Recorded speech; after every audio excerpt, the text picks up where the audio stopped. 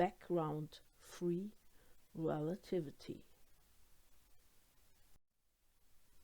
Gravity is equivalent to space-time being curved.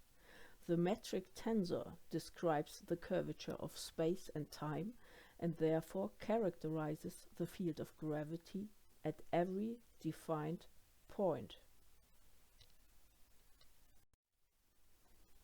In 1915, Albert Einstein worked on understanding gravity. Inspired by the insights of his special relativity, he postulated that we aren't allowed to favor any coordinate system. Using tensor calculus and differential geometry, he derived his famous field equations. However, there are some problems with Einstein's field equations on galactic scale. Gravity appears to be stronger than calculated, and dark matter is needed to fill the gap.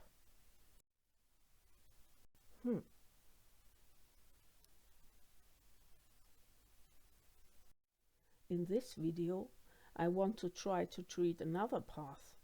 Let's see where it leads us. As a start, I choose a coordinate system, and it shall not move. The mixed terms of space and time become zero, and the metric tensor looks like this one. At every point, the time flows with a certain velocity, given by g00. The spatial part, gij, is arbitrarily curved. Now I calculate the determinant of this tensor, as it is an invariant. This is easy with a Laplace expansion.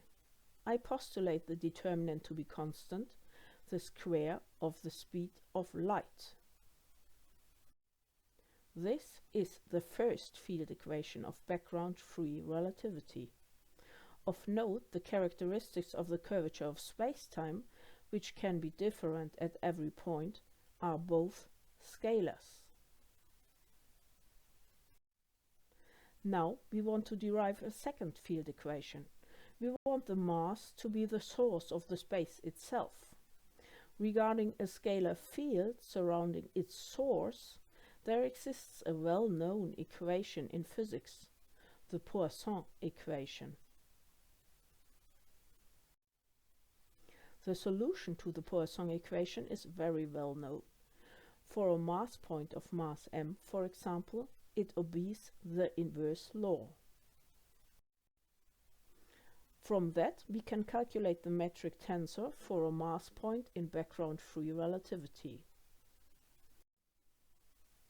In case there is a flat background, for example in the solar system, the densities gij simply sum up. The result is very similar to the metric tensor of the well-known Schwarzschild metric, which is used to approximate the curvature within our solar system. The Schwarzschild metric and this solution differ, for example, on Earth at the 12th number behind the decimal point.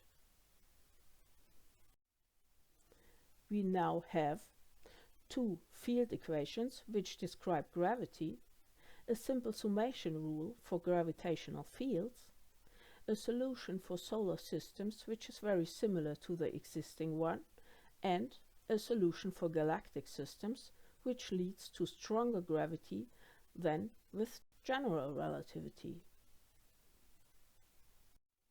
That's all for today. Thank you for your attention.